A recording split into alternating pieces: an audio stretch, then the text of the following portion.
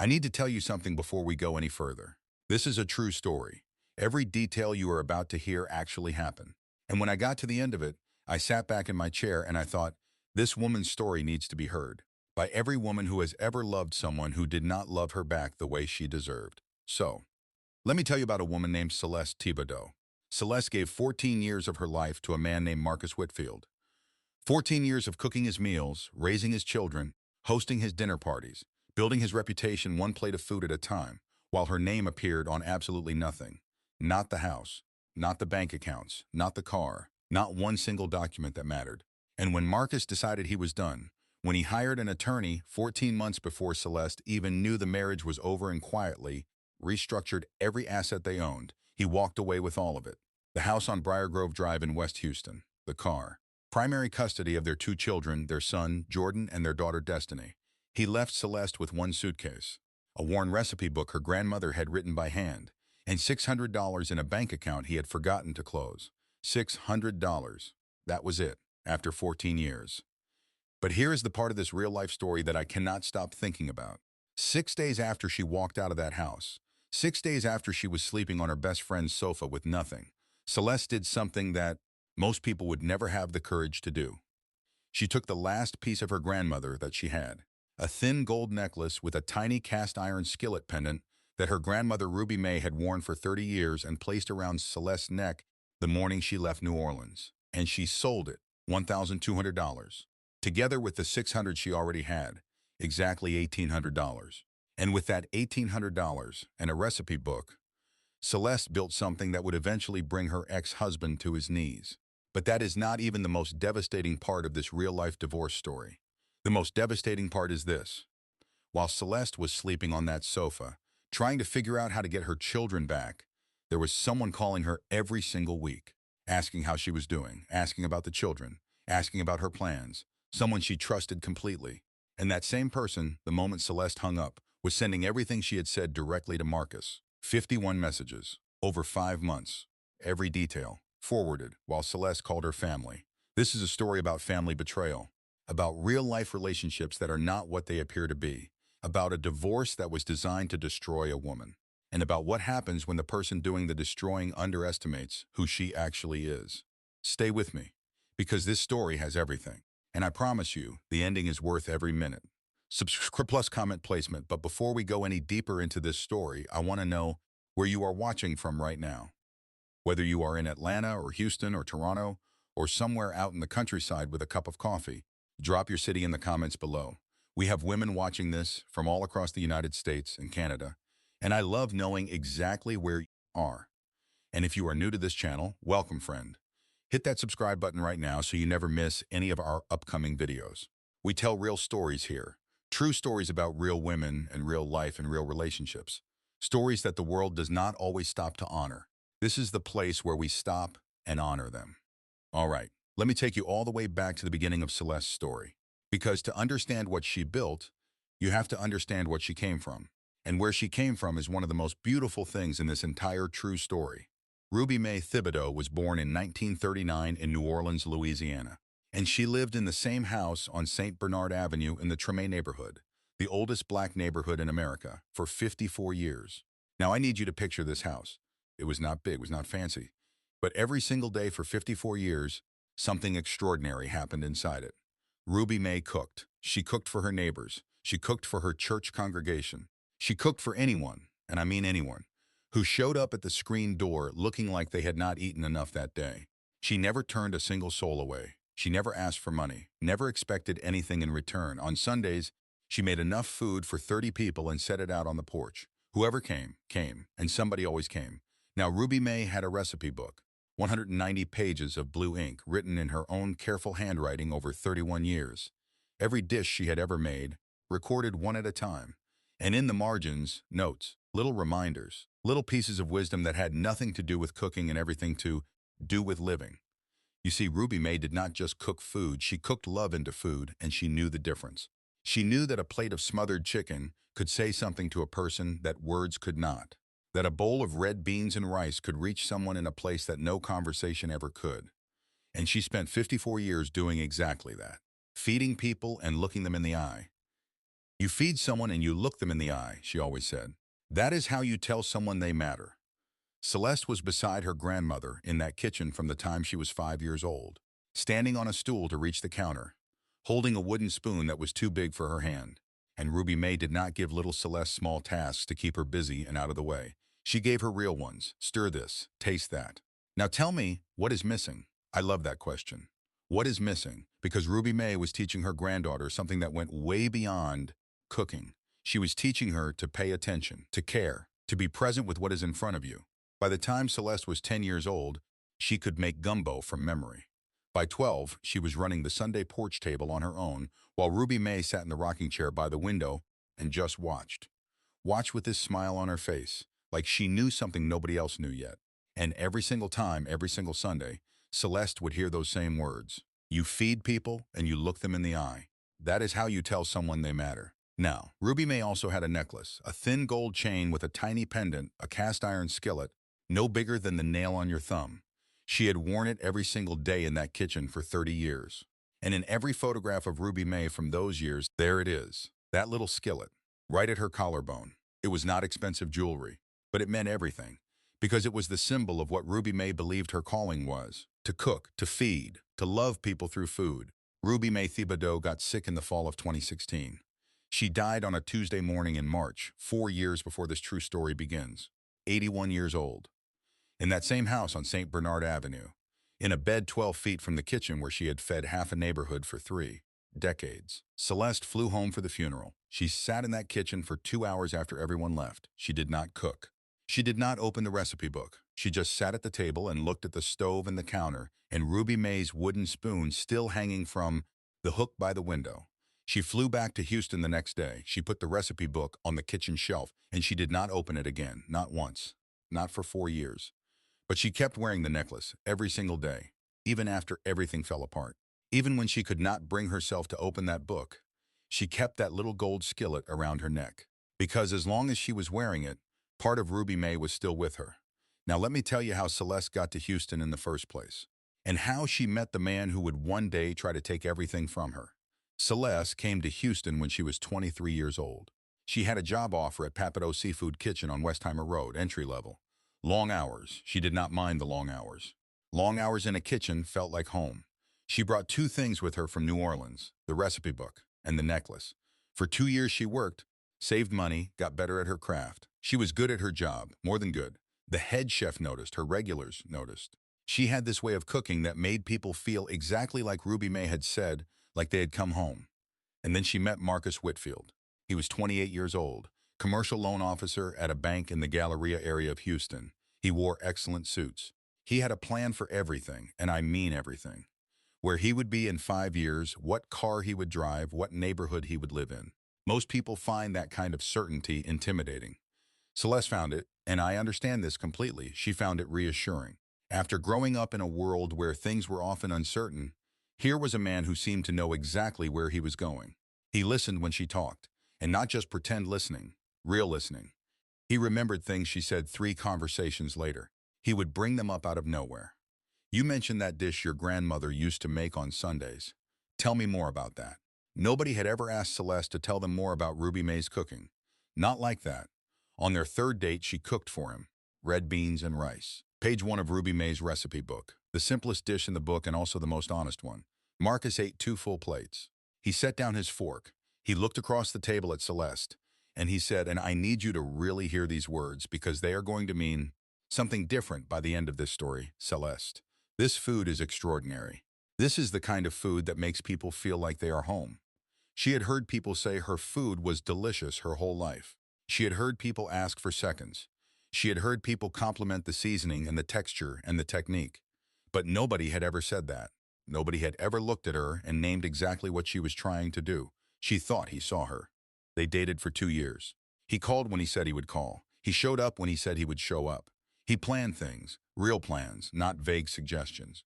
He was steady and present and attentive in ways that felt, after a lifetime of watching Ruby Mae give and give and give to people without anyone, giving back, genuinely extraordinary. They married when Celeste was 27 years old, small ceremony, 40 guests. And Celeste, of course, cooked the entire reception dinner herself, because food was how she showed love. because Ruby Mae had taught her that the table is the most sacred place in the house. Marcus said it would make the reception more personal. He was right. It was personal. It was also, and this is the part that breaks my heart every time I tell a story like this, the very first signal of a pattern that would define the next 12 years of Celeste's life. Her food, his event, her hands, his reputation, her work, his name. Every connection Marcus built in Houston ran through a meal that Celeste cooked. Every client dinner, every holiday gathering, every Sunday when Marcus invited a colleague and his family over, calling it a casual thing, that required Celeste to spend 6 hours in the kitchen preparing food that his colleagues would talk about for weeks. And Marcus, at every single one of these gatherings, would introduce Celeste as my wife and move on. He would say things like, "We put together a little spread," or "The food turned out great," and pivot to the next topic. He never once, not once in 12 years, said Celeste made this. Now, I want to be honest with you here, because I have told stories like this before, and I know what some of you might be thinking. You might be thinking, why didn't she say something? Why didn't she speak up? And that is such an important question, because the answer tells you everything about how this kind of relationship actually works. Celeste did not see it. That is the truth. When control happens slowly, when it is wrapped in good suits and real listening, and a man who asks about your grandmother's cooking on a third date, you do not feel the ground moving beneath your feet. You just wake up one day and realize the ground is somewhere else, and you are standing on nothing. And by the time Celeste woke up, Marcus had been planning his exit for 14 months. Rochelle Fontenot had been Celeste's best friend since they were both 23 years old and new to Houston, and neither of them knew a single soul in the city. They met on a Tuesday afternoon in the waiting room of a clinic on Alameda Road. Rochelle had just started her nursing residency at Houston Methodist. Celeste had just started at the restaurant on Westheimer. They were both wearing scrubs, Rochelle because she was a nurse, Celeste because she had just come off a kitchen shift and had not changed. They looked at each other across the waiting room, and Rochelle said, "You cook somewhere, don't you? I can smell the paprika." And Celeste laughed, really laughed, for the first time since she had arrived in Houston. For 16 years, they were the kind of friends that other people look at and think, that is what friendship is supposed to look like. Rochelle was the person Celeste called when Destiny was born 6 weeks early, and Marcus was stuck in a meeting and Celeste was terrified. Rochelle drove through rush hour traffic at 5 in the afternoon without a single complaint. Rochelle was the person who sat with Celeste for 2 days straight when Ruby Mae died. She took time off from the hospital. She drove Celeste to the airport. She waited at the apartment until Celeste came back. Rochelle was the person who called every Sunday morning, every Sunday for 16 years just to check in. Not because there was a crisis, just because that is what you do for the people you love. And when the divorce papers landed on that kitchen counter and Celeste walked out of the house on Briargrove Drive with one suitcase and $600, Rochelle was already in the parking lot, engine running. She had not even been asked. She just showed up. Now, I want to tell you something about Rochelle Fontenot that is important for this story. Rochelle did not like Marcus. She had not liked Marcus for years. She had never said it directly because Celeste loved him and Rochelle respected that, but there were small moments, small things she noticed. She noticed that Marcus never thanked Celeste for cooking. Not once in 12 years of Sunday dinners did Rochelle ever hear Marcus say thank you for this meal. She noticed that at every dinner party, Marcus would accept the compliments about the food and redirect the conversation without ever once turning to his wife. She noticed that Celeste's name was not on the house they lived in. She noticed that Celeste had not worked in 10 years and had no individual bank account and no credit card in her own name. Rochelle noticed all of these things. She filed them away. And she prayed every day that she was wrong about what they meant. She was not wrong. The morning Celeste arrived with her suitcase, Rochelle had already made up the sofa with clean sheets and a proper pillow. She had coffee made, she had food in the refrigerator. She had taken the week off from the hospital without being asked, and for the first 3 days, she did not push Celeste to talk. She did not ask what the plan was. She did not say everything is going to be okay, because she respected Celeste too much to make promises she could not keep. She just made sure Celeste ate something every day. She made sure the lights stayed on. She sat on the other end of the sofa in the evenings and watched television without a word. That is what real friendship looks like, by the way. Not the speeches, not the big dramatic gestures, just showing up and staying. But here is something that was happening during those same weeks that Celeste did not know about. Marcus's sister Simone was also calling Celeste, regularly, warmly, asking all the right questions. And I need you to remember that name, Simone Whitfield. because she is going to become the most important person in this family betrayal story. But we are not there yet. First, let me show you what Marcus was doing while Celeste was still sleeping in his house, before she even knew what was coming. I want to take you back to 14 months before the divorce papers landed on that counter.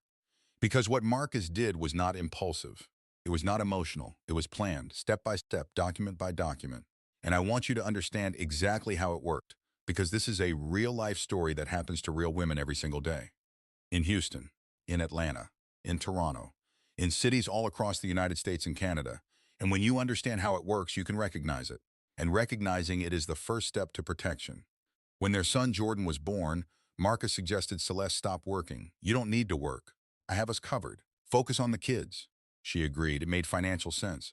Childcare in Houston was expensive. Marcus earned well. She trusted him. And honestly, she wanted to be home with Jordan. So she stopped working. She did not know that stopping work would, 14 months later, mean that a court could look at her and say she had no independent income. 2 years later, Marcus suggested he handle the household finances. You focus on the kids, I'll take care of the accounts, she agreed. Marcus worked with money every day. He understood it. She trusted him. She did not know that handing over the finances meant in 2 years, she would not have seen a bank statement and would have no way to prove she had any financial standing at all. 3 years after that, the house. The mortgage terms are just better with one borrower on the deed. It's a technicality.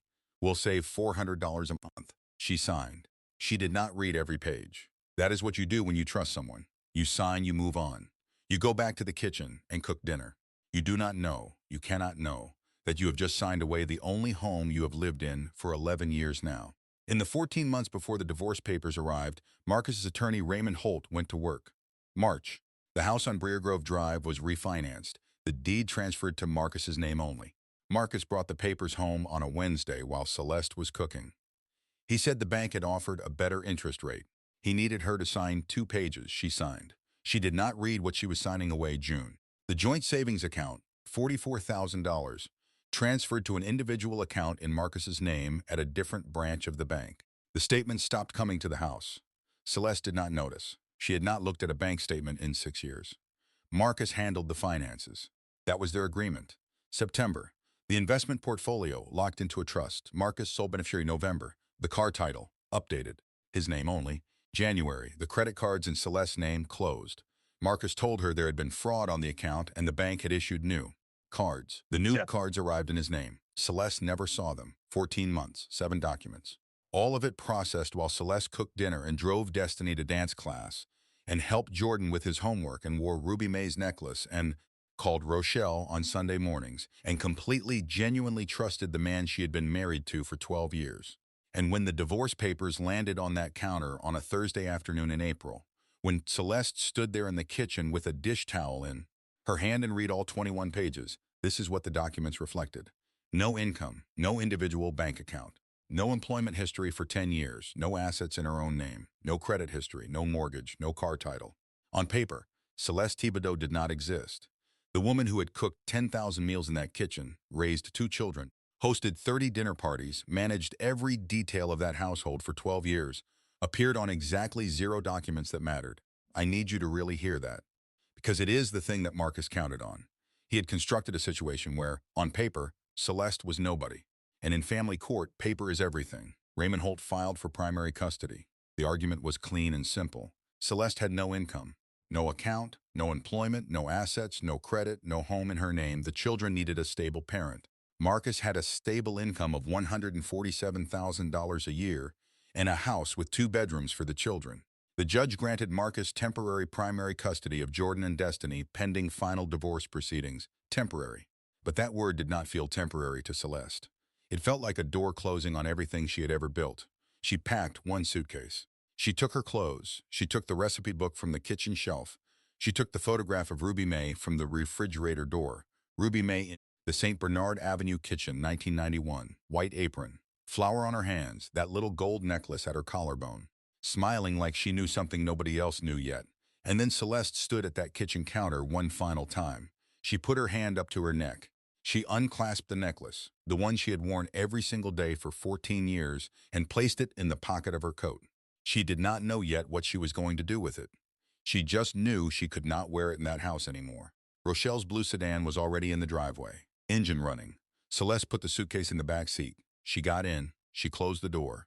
She did not look back at the house. She looked at the recipe book in her lap, 190 pages, blue ink, Ruby Mae's handwriting, and a gold necklace in her coat pocket that she did not know yet would help buy her freedom. Rochelle's apartment was in the Third Ward neighborhood of Houston.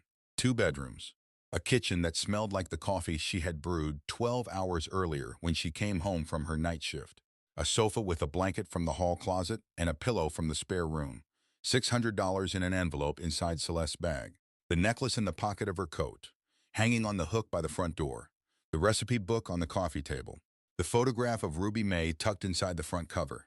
That was everything Celeste had, after 14 years. That was the whole inventory. The first 3 days, she did not leave the apartment. She sat by the window and watched the parking lot, and the people walking to places they needed to be. She ate when Rochelle put food in front of her and not otherwise. She slept too much or not at all and could not have told you which one it was because the days and the nights had stopped feeling different from each other. Her phone had messages from Jordan. The first one said, "Mom, when are you coming back?" The second one said, "Destiny keeps asking about you. I want you to sit with that for a second." Because those 2 text messages from her son, her 10-year-old boy, are the thing that Celeste told me broke something open in her, not the divorce papers, not losing the house, not losing the car or the accounts or the credit or 12 years of her life restructured on paper. 2 text messages from her son asking when she was coming back. She read both of them. She put the phone face down on the sofa cushion, and she did not reply because she did not know what to say. She could not tell Jordan she was coming back because she did not know yet if that was true. She could not tell him she was fine because she was not fine. She was sitting on a borrowed sofa with $600 and no answer.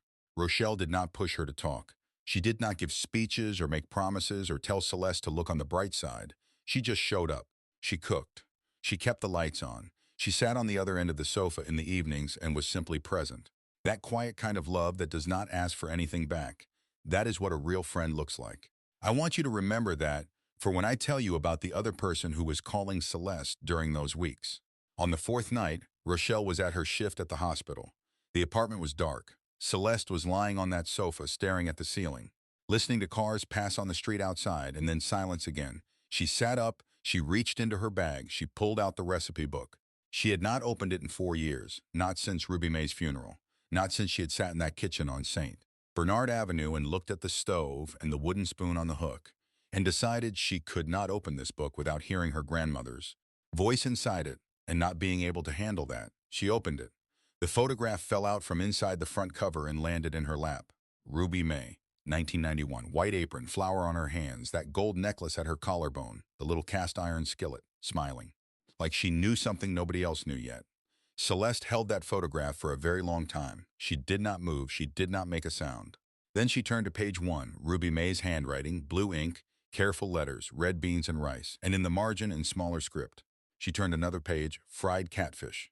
A note, more salt at the end, always at the end. Another page, smothered chicken, a note. This one is for when someone needs to feel better and does not know how to ask. Another page, bread pudding with whiskey sauce. A note. This one is for when the person eating it has been carrying too much for too long. Let them put it down for a few minutes. That's what this is for. Every page, every recipe.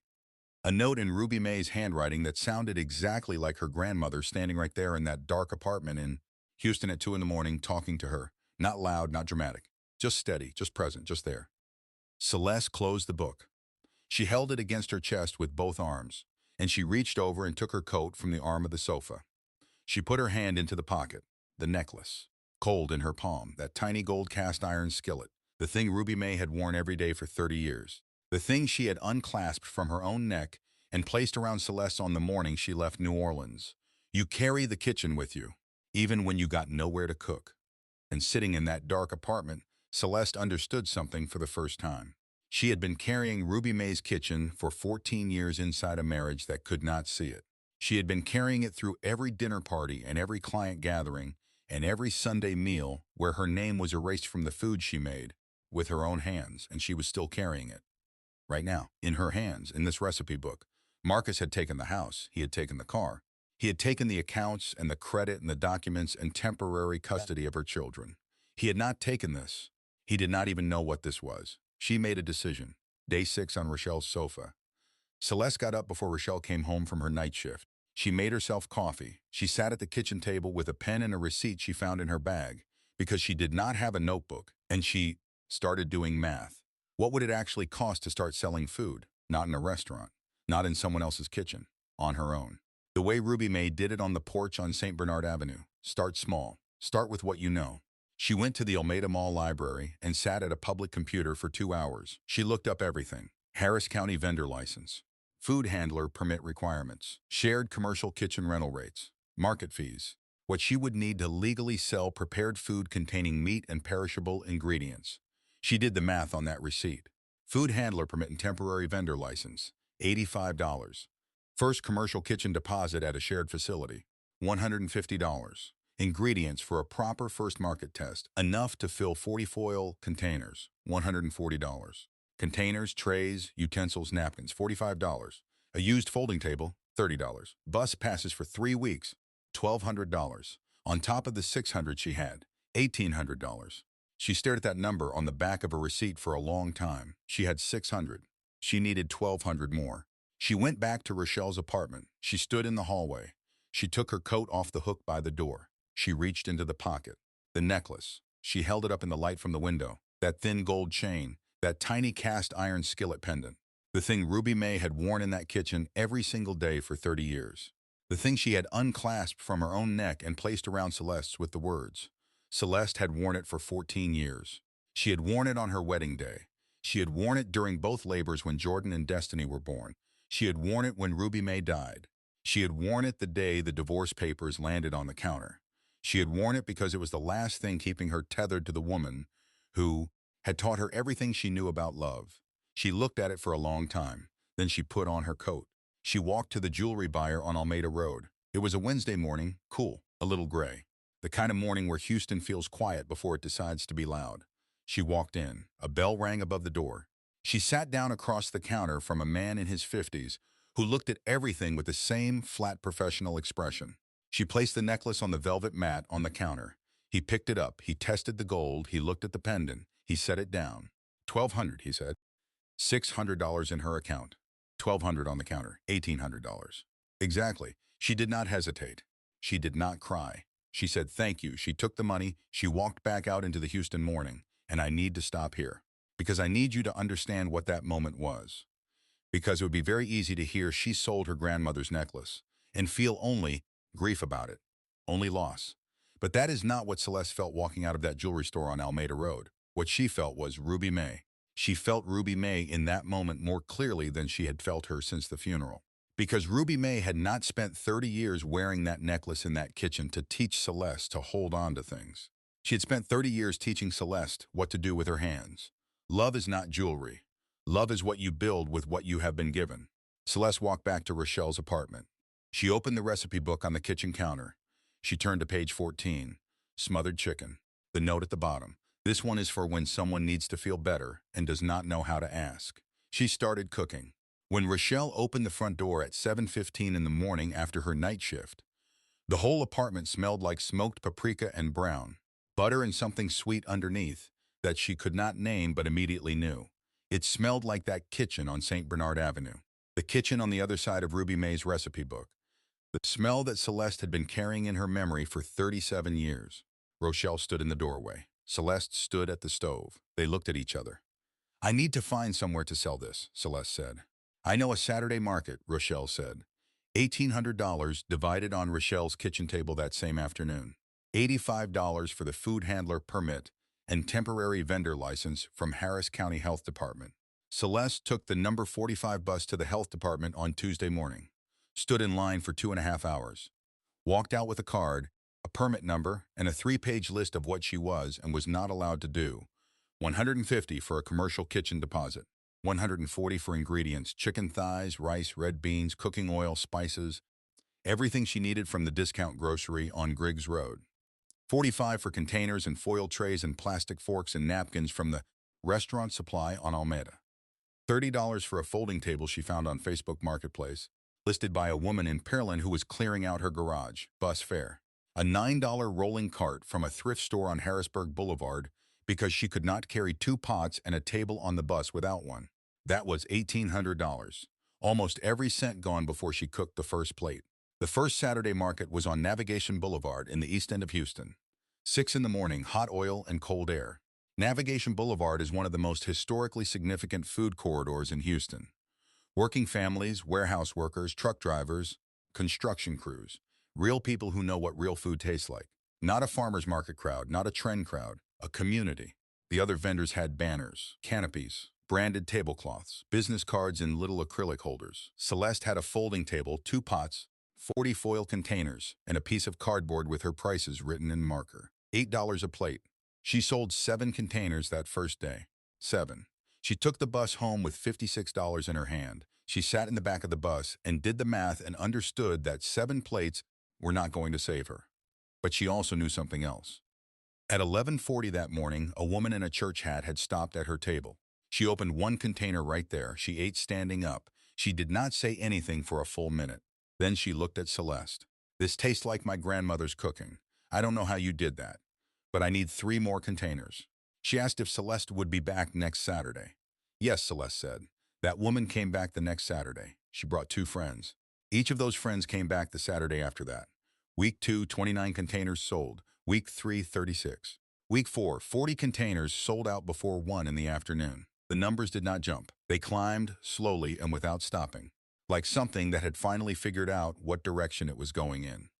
Now here is where Celeste hit her first major obstacle. And I want to be honest about this because this is a real-life story, and real life does not skip the hard parts. She was cooking in Rochelle's kitchen.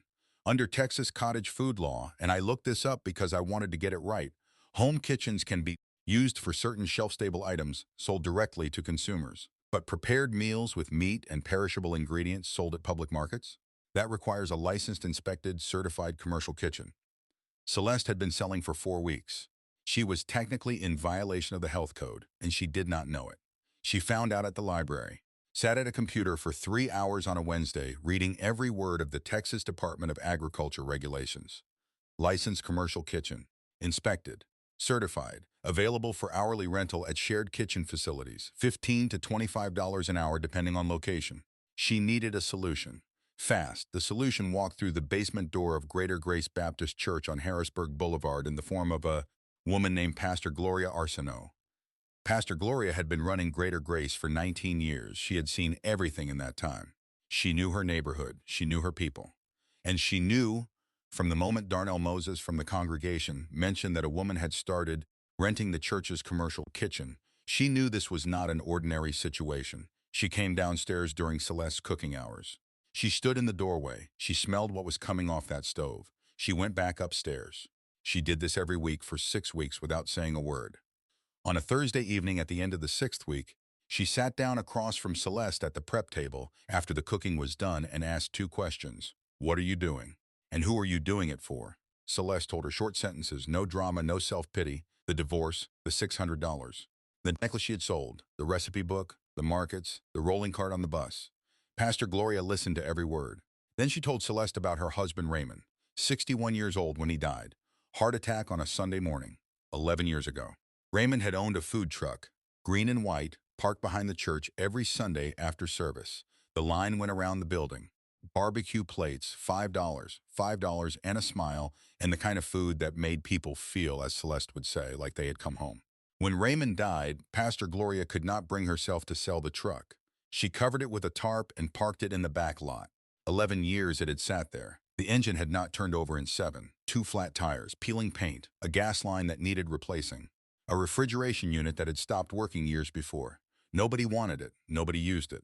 Every year she told herself she would figure out what to do with it. Every year she did not. "Come with me," she said. The truck was a mess. Celeste stepped inside anyway. She put her hands on the prep counter.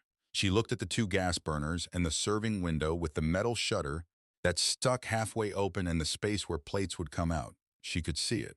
For the first time since Rochelle's sofa, she could see exactly what the next thing looked like. "I am not giving this to you," Pastor Gloria said. "Raymond built it, and I will not give it away. But I will rent it to you for $100 a month. You fix it. If your business holds for 6 months, I will sell it to you at what Raymond paid in 2009, $4,500. Church member Darnell Moses was 44 years old and had been a mechanic for 20 years. He looked at that engine on a Saturday morning and gave Celeste the diagnosis. Fuel pump, dead battery, corroded alternator. Parts would run about $350, labor, free. Because, Darnell told her, if a woman is willing to pull a cart onto a city bus at 5 in the morning to feed people, she deserves a truck that starts. Church member Keandra Williams was 28 years old and had gone to school for graphic design before life took her in a different direction. She came to Celeste with an offer, sand down and repaint the entire truck in exchange for 2 months of free plates. Celeste agreed. Keandra worked 3 evenings a week for 3 weeks. She came after her shifts and worked until it was dark and then came back the next evening. Deep brown paint, gold script lettering on the side, and the name. Celeste had known the name since the night she opened the recipe book on Rochelle's sofa. Ruby Mae's table, she painted it herself. A stencil she cut from cardboard and $6 of gold paint from the hardware store on. Harrisburg, Ruby Mae's table, her grandmother's name, on a truck that ran, in a parking lot behind a church in Houston, Texas. Inside the truck, next to the serving window, she taped the photograph, Ruby Mae Thibodaux, 1991, white apron, flower on her hands. That gold necklace at her collarbone, the necklace that was not around Celeste's neck anymore but was here, right here, in this photograph, on this wall. Next to this window where Celeste would hand plates out every single day. It was there. It would always be there. She turned the burners on. The first month on the road, she parked on Navigation Boulevard at the industrial corridor near the Port of Houston. Lunchtime, 11:30 to 1:30. Warehouse workers, truck drivers, construction crews, $7 a plate. Week 1, 32 plates. Week 2, 38. Week 3, 42. Week 4, 50 plates a day, sold out before 12:30. The construction foreman, a man named Willis who ordered the smothered chicken every day at 11:45, told his crew. His crew told the crew on the next site over. Word traveled the way good food always travels, person to person, completely without advertising. Month 2, she added a dinner stop on Westheimer Road near the Galleria. The after-work crowd. Office workers. Nurses from Houston Methodist coming off shift. Evening revenue doubled. Month 3, the phone started ringing. Are you on Navigation today? You coming to Westheimer this week? Rochelle set up a Facebook page, Ruby Mae's Table.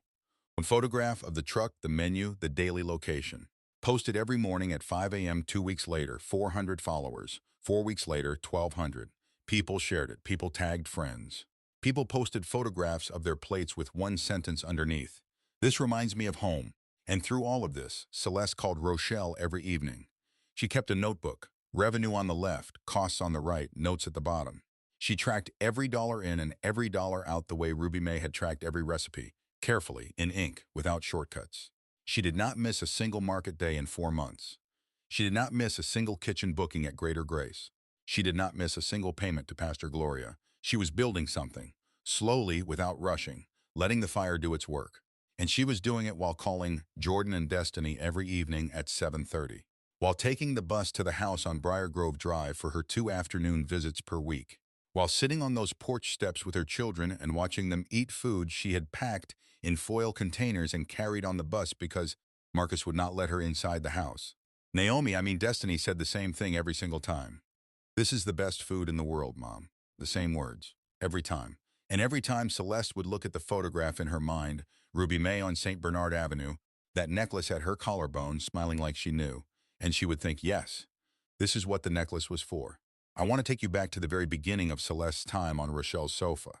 Because during those first weeks, when Celeste was barely eating, barely sleeping, reading Jordan's text and not knowing how to answer, she started getting phone calls from Simone Whitfield. Now, Simone was Marcus's younger sister, 34 years old. She lived in a townhouse in Sugar Land, a suburb southwest of Houston. And 2 weeks after the divorce papers were served, she called Celeste. She said she was ashamed of what Marcus had done. She said she had not agreed with it from the beginning. She said family was family regardless of what legal papers said. She said she wanted to help however she could.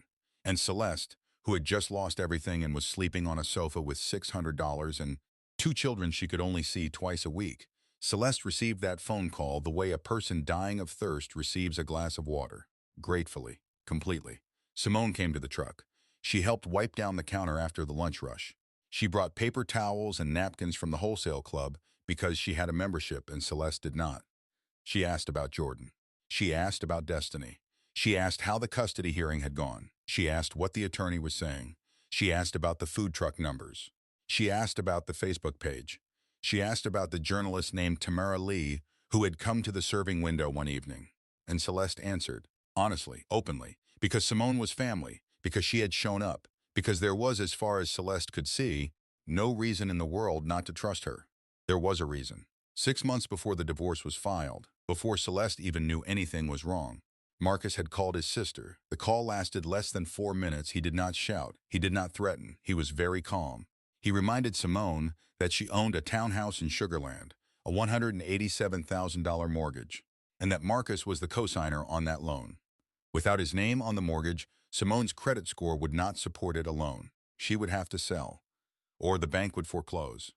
He told her he expected her to keep him informed about Celeste's situation going forward, what she was doing, what she was planning, who she was talking on to, and that if she chose not to cooperate, he would remove himself from the mortgage. I want to stop and be honest about Simone for a moment, because this real-life story does not give us a clean villain. Simone was not cruel. She was not heartless. She sat with Celeste and asked real questions and brought the napkins and the paper towels. She was scared. She ran the numbers that same night. She knew exactly what losing that mortgage cosigner would mean.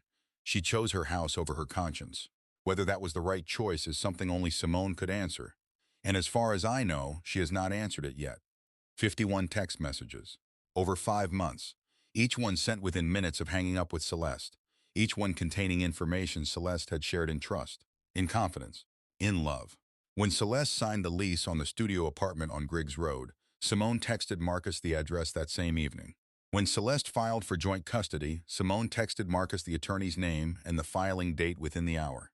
When Tamara Lee from Co. walked up to the serving window, Simone texted Marcus the journalist's name, her station, and the topic of the segment within 14 minutes of getting off the phone with Celeste.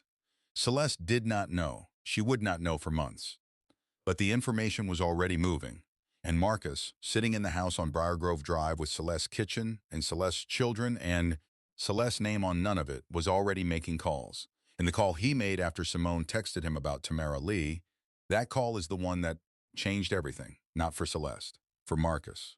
At the end of Celeste's second month on the road, a woman walked up to the Ruby Mae's table serving window on Westheimer Road at 6:15 in the evening. Short hair, press badge clipped to her jacket. She ordered 1 plate, smothered chicken over rice. She paid, walked 10 feet from the truck, and ate standing on the sidewalk. When she finished, she came back. "How long have you been doing this?" Celeste told her. Short sentences. No performance. The woman said her name was Tamara Lee, Houston. She was producing a 5-part series on Black-owned small businesses, rebuilding in Houston's East End community. Would Celeste be willing to be featured? Celeste said she needed to think about it. Tamara gave her a card. That night, Celeste sat on the floor of her studio apartment on Griggs Road. She had signed the lease that month, $850, her name on it, the first document in years with just her name on it, and she called Rochelle. "A reporter wants to do a piece on me." Rochelle was quiet for a moment. What would Ruby Mae say? Celeste called Tamara the next morning now. Simone found out about the segment the same day Celeste told her. She texted Marcus within 14 minutes. Marcus called Raymond Holt that evening. Holt drafted a cease and desist letter addressed to Tamara Lee at Co. Houston. The letter stated that any broadcast content referencing Marcus Whitfield or the details of his divorce proceedings would be considered defamatory and would result in immediate legal action. It was sent by certified mail and by email simultaneously. Now, I need you to understand what Marcus thought he was doing here. He thought he was protecting himself. He thought a legal letter to a local news station would make a 2-minute human interest segment disappear. He thought, because this is what people who underestimate others always think, that he could control the story the way he had controlled everything else.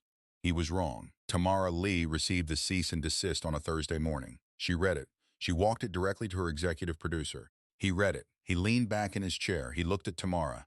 The original segment was going to be 2 minutes, a feel-good local piece. End of the 6 o'clock broadcast. The kind of story people watch and forget by the time dinner is on the table. A cease and desist letter from a divorce attorney trying to suppress coverage of his client's ex-wife selling plates of food from a truck? That was a different story entirely. That was a story about power, about who gets to tell the truth and who gets to try to silence it, about a woman who built something real while the man who took everything from her tried to shut her down from behind a lawyer's desk. The segment moved from 2 minutes to 8, from the 6 o'clock local to prime time, from a single camera visit to a 3-day shoot. 3 other stations were contacted to participate in the coverage pool. Marcus had handed Celeste's story to every television in Houston. Tamara and a 2-person crew arrived at Greater Grace Baptist at 4:15 in the morning. Celeste was already inside. The stove was on. The recipe book was open on the counter to page 47, smothered chicken. She did not look at the camera. She did not perform. She measured and stirred and tasted and adjusted the way Ruby Mae had taught her to do it 30 years ago in that kitchen on St. Bernard Avenue. The camera followed her because there was nothing else to look at. She was everything. They followed her to the truck, the setup, the serving window cranking open. The first customers at 11:30. The line passed the corner by noon.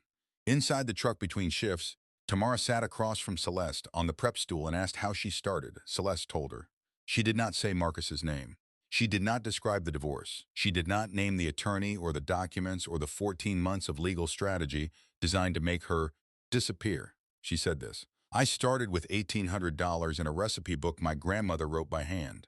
And I want to tell you something about that recipe book. It saved my life. Not because it taught me to cook. I already knew how to cook. It saved my life because it reminded me who I was and where I came from and what I was supposed to do with my hands. The camera moved to the recipe book, Ruby Mae's handwriting, the margins full of notes, and then to the photograph on the wall beside the serving window. Ruby Mae Thibodaux, 1991. White apron, flower on her hands, that gold necklace. Smiling like she knew something nobody else knew yet. The segment aired on a Thursday evening, prime time. 8 minutes. Within 48 hours, 1,200 Facebook followers became 26,000. The line at the truck doubled. 3 other stations picked up the footage. The clip was shared across social media. 200,000 views in the first week. People who had never heard of Ruby Mae's table shared it with one sentence. You need to watch this. People who had eaten at the truck shared it with, I knew this food was special, now you know why. And Marcus Whitfield was sitting in the living room of the house on Briargrove Drive when the segment started. He was not watching it. He was reading something on his phone. Then he heard the name Ruby Mae's Table. He looked up, he saw the truck, deep brown, gold lettering. A line of people stretching past the corner. He saw Celeste inside, standing at the stove, wearing the same apron she had worn in his kitchen for 12 years, moving her hands the same way. The way she moved them every single day in a kitchen he walked through without stopping, without thanking her, without seeing her. He saw the recipe book, brown leather cover. He recognized it. It had sat on the kitchen shelf above the microwave for the entire length of their marriage. He had never once opened it. Not once in 12 years. He saw the photograph on the wall, an old woman in a white apron, a necklace at her collarbone, smiling. He did not know who she was. He had lived in the same house as that photograph for 12 years. He had never once asked. He heard Celeste say, it saved my life because it reminded me who I was and where I came from and what I was supposed to do with my hands. He heard a customer say, this food tastes like home. I don't know how she does it. He saw the number on the screen. $1,800. The number his lawyer had dismissed. Not material, Holt had said. $600 in an account is not worth the paperwork. $1,800 had built a truck, a name, a line around the block, a primetime news story, 200,000 views and counting. Marcus picked up the remote. He turned the television off. He sat in the living room of the house he had taken from his wife. He picked up his phone. He called Raymond Holt. Can we use any of this against her in court? The 60-day custody review was held on a Wednesday morning in October at the Harris County Family Court on Congress Avenue. Judge Patricia Adeyemi presiding. 2 tables, Celeste on the left with Vivian Osei, Marcus on the right with Raymond Holt. They did not look at each other. Holt went first. He had rebuilt his argument around the television segment. He presented it as Exhibit A screenshots of the Facebook page, 26,000 followers, a primetime news appearance. A woman, he said, who had prioritized media exposure and personal visibility over the stable, quiet environment this court had requested 60 days prior. He presented the cease and desist letter his own office had sent. He framed it as an attempt at reasonable privacy. He did not mention that the cease and desist was what escalated the segment from 2 minutes to 8. He did not mention that Celeste had not contacted Co. He did not mention that the only party who had introduced legal conflict into the coverage was Marcus himself through that letter. The respondent has prioritized public attention over parental responsibility, Holt said. He straightened his jacket. He sat down. Vivian Osei was 31 years old, 3rd year at Houston Volunteer Lawyers. She did not have Holt's suits or his 15 years in that courtroom, or the kind of voice that fills a room without effort. She had a folder. Inside the folder, 5 months of self-employment tax filings showing consistent upward revenue every month higher than the last. A signed lease for the studio apartment on Griggs Road. Celeste's name on it. A food handler permit from Harris County Health Department. A commercial kitchen rental agreement with Greater Grace Baptist Church. 5 months. Not one missed payment. A truck rental agreement signed by Pastor Gloria Arsenino. 24 handwritten letters. From customers. From Darnell Moses. From Keandra Williams. From Rochelle Fontenot. From Pastor Gloria herself, 19 years leading a congregation in Houston's East End, stating that Celeste Thibodaux was a person of consistent character, reliable commitment, and deep community trust. Then Vivian addressed the television segment directly. The petitioner did not seek attention. She sold plates of food from a truck on Navigation Boulevard. Attention found her because she earned it. And the only party who introduced legal conflict into this media coverage was the petitioner's own counsel, through a cease and desist letter that converted a 2-minute human interest piece into an 8-minute primetime segment. The respondent did not do that. Mr. Holt did. Judge Adeyemi looked at both tables. She asked if either party had additional witnesses. Holt said no. Vivian said yes. The courtroom door opened. Simone Whitfield walked in. Marcus turned in his chair. He looked at his sister. His expression, for the first time in this entire real-life story, showed something other than calculation. Simone did not look at him. She walked to the front of the courtroom and took the witness stand. Vivian asked her to state her relationship to both parties. Simone said she was Marcus's sister. She said she had been in regular contact with Celeste since approximately 2 months after the divorce was filed. Vivian asked why she had initiated that contact. Simone said she had told Celeste she wanted to help. She said she had told Celeste she did not agree with what Marcus had done. Vivian asked whether those statements were true. Simone was quiet for a long moment. She said the second one was true. I did not agree with what he did. She paused. The first one was more complicated.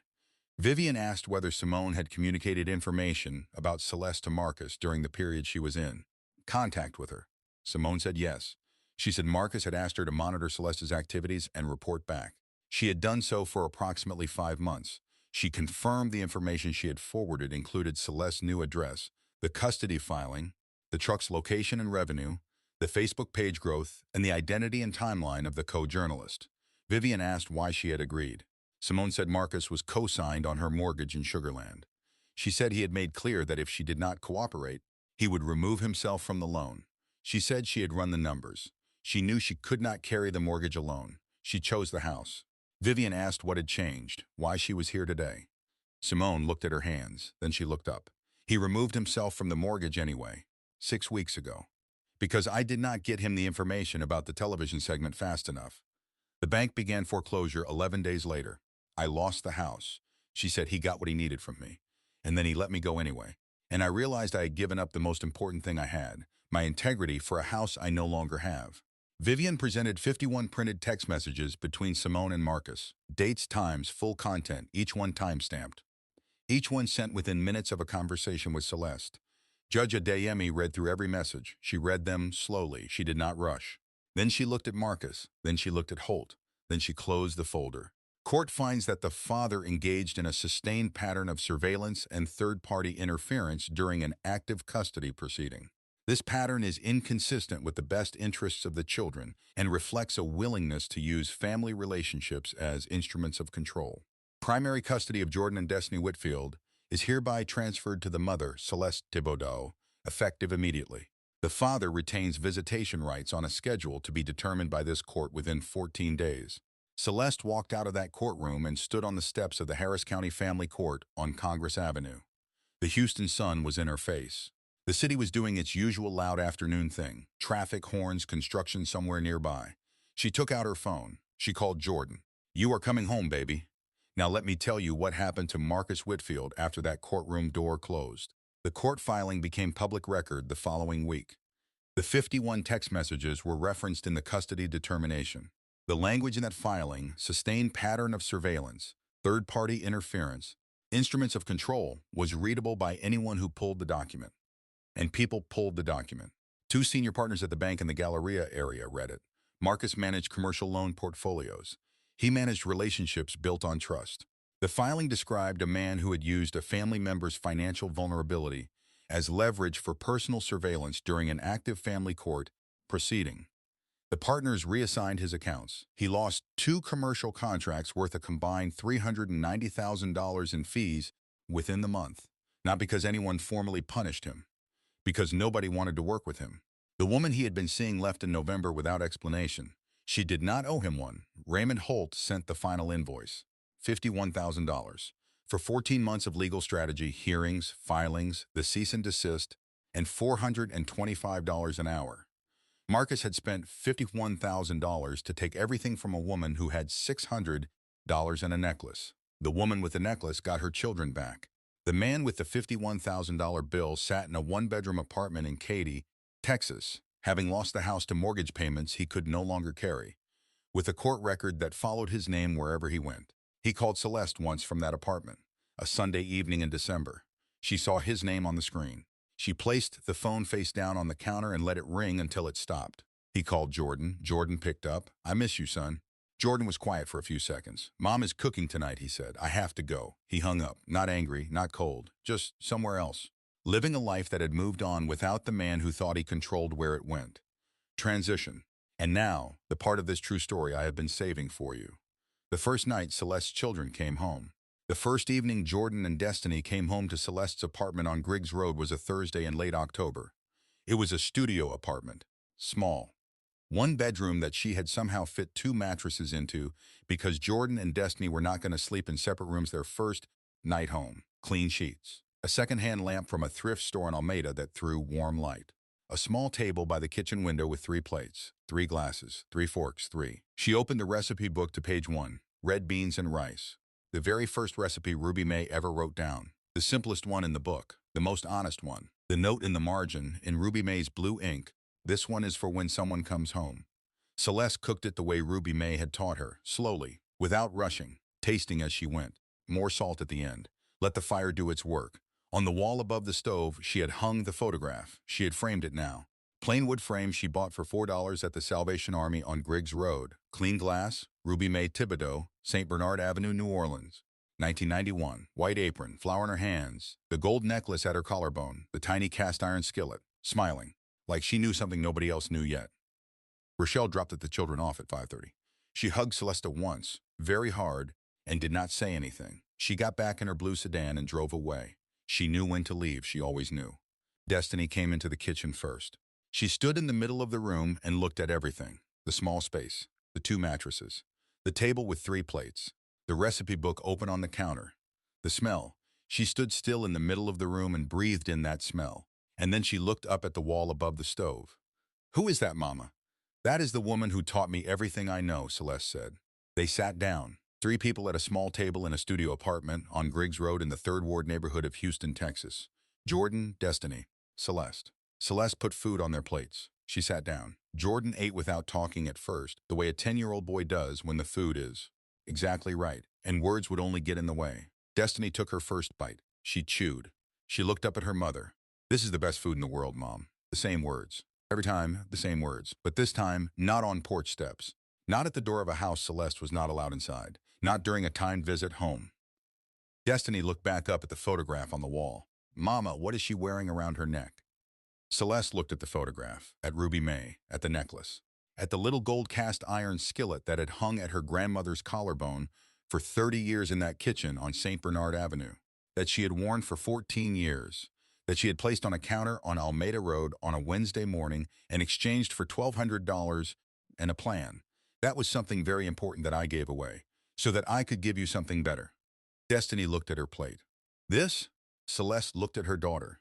She looked at her son. She looked at the 3 plates on the table.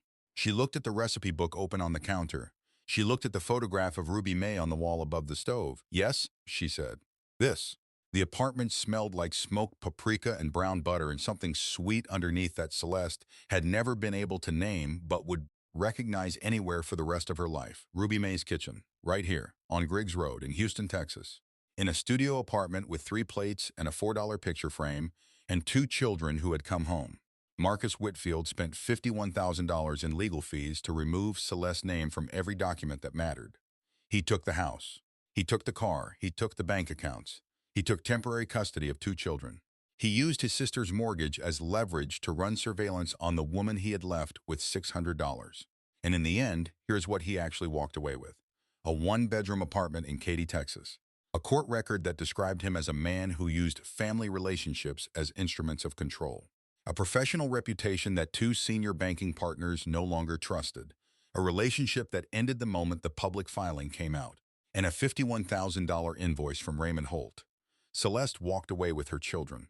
A food truck called Ruby Mae's Table, with 26,000 followers, and a line that stretched around the block on Navigation Boulevard. A studio apartment with 3 plates and a $4 picture frame and a recipe book that smelled like St. Bernard Avenue. And a grandmother's love that fit inside 190 pages of blue ink and turned out to be, in the end, worth more than everything Marcus had spent 14 months taking. Now I want to ask you something, and I want you to really sit with this. Marcus had Celeste's recipe book on his kitchen shelf for 12 years. He had Ruby Mae's photograph on his refrigerator door for 12 years. He had a woman cooking extraordinary food in his kitchen every single day for 12 years. He never once asked about the book. He never once asked about the woman in the photograph. He never once said, Celeste made this. And here is my question for you, the one I want you to leave in the comments below. What do you carry, what recipe, what gift, what piece of yourself that someone gave you that the people around you have never thought to ask about? Leave your answer below. I read every single comment, everyone. And if this real-life story resonated with you, if it reminded you of someone you know, or something you have lived through, or a woman in your life who gave everything and received credit for nothing, share this video right now. Put it in front of someone who needs to see it today, because Celeste's story deserves to be told. And the women in your life who are carrying their own version of this story, they deserve to know they are not alone. I will see you in the next one.